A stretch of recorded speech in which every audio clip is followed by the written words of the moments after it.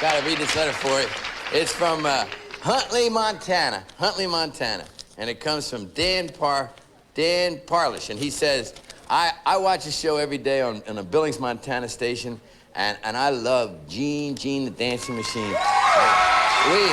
I just wish you'd give him another chance. So, all right, let's give him another chance. Lay it on now. Imagine a man who could stop a television show dead in its tracks, not with words or polished talent, but with pure joy. His name was Gene the Dancing Machine.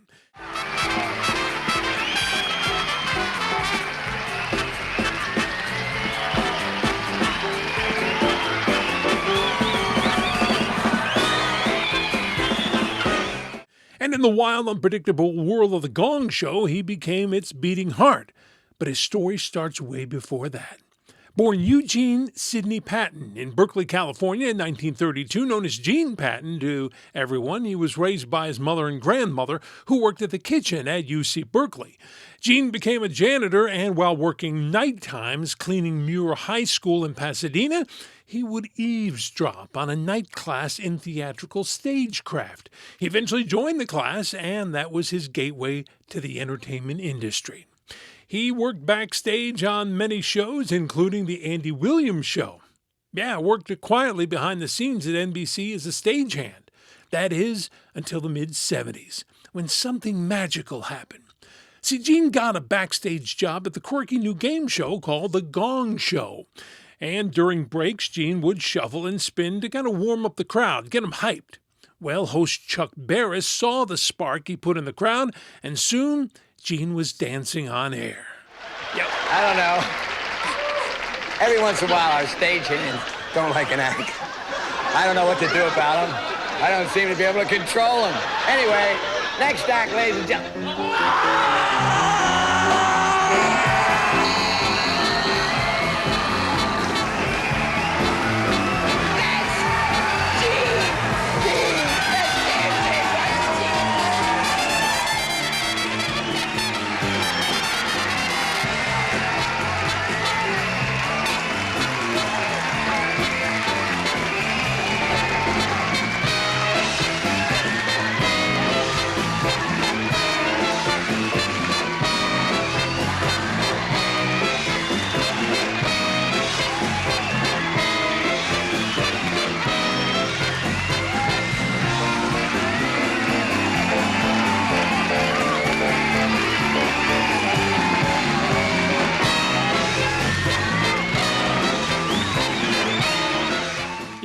Every time the band struck up Jumpin' at the Woodside, the studio erupted. They knew.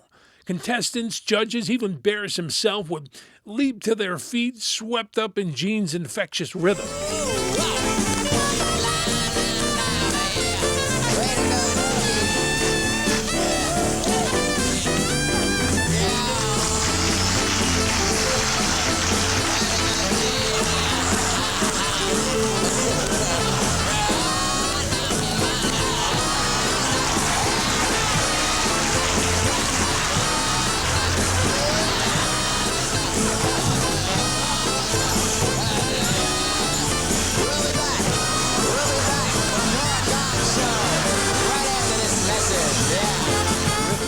He wasn't a contestant, he wasn't a celebrity, he wasn't an act, he was real.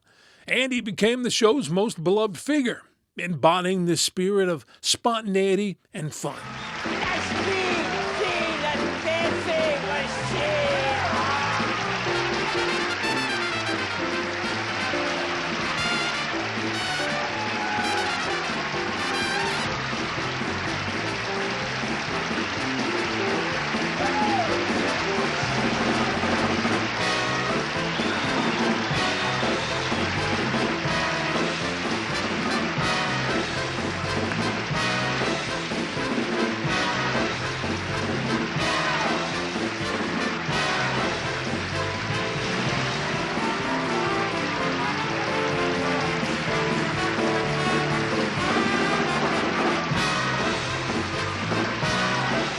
1976, Gene the Dancing Machine was a household name among fans of quirky television.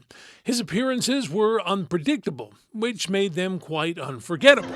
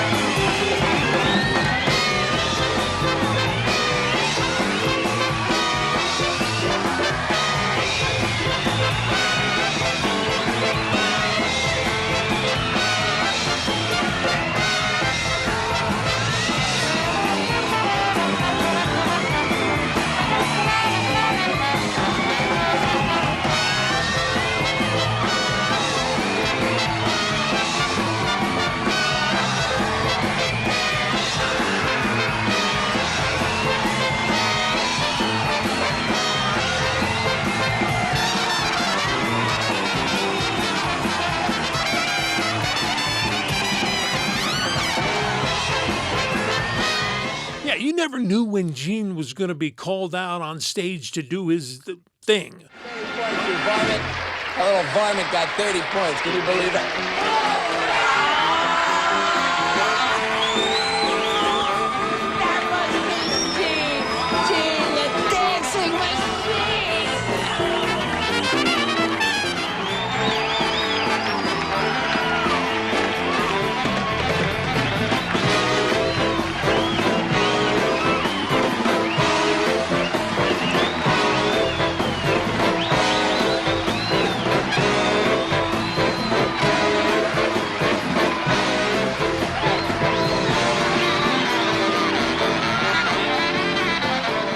But fame tied to one show is fragile.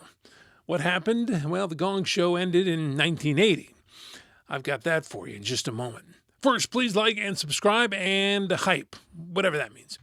Okay, yeah, after the Gong Show, Gene's spotlight kind of dimmed a bit. Oh, he still worked as a stagehand, for The Tonight Show with Johnny Carson, and even appeared in one skit on Johnny Carson as a general. He also appeared in the Gong Show movie and made occasional cameos. But the era of his dancing dominance was over. Later in life, Gene faced serious health struggles, including diabetes that led to the amputation of both legs. He passed away in 2015 at the age of 82. Yeah, the man who once danced across America's TV screen spent his final years pretty far from the spotlight. Yet Gene's legacy endures. He wasn't trained, he wasn't polished, but he represented something rare. Pure, unfiltered joy. His clips still circulate online, reminding us that sometimes the most memorable star is the one that simply makes us smile. Gene the Dancing Machine may have shuffled off this mortal stage, but those clips continue to roll. You know, when they do, he rises again. The joy shared. It never fades, is what I'm saying. Do you remember Gene? Oh, of course you do. Was he the best thing on the Gong Show? I know, the popsicle girls, but anyway, let me know in the comments. And also check out my video, please, on Fonzie's very first appearance on Happy Days. It's kind of interesting, and it's right here. Hey.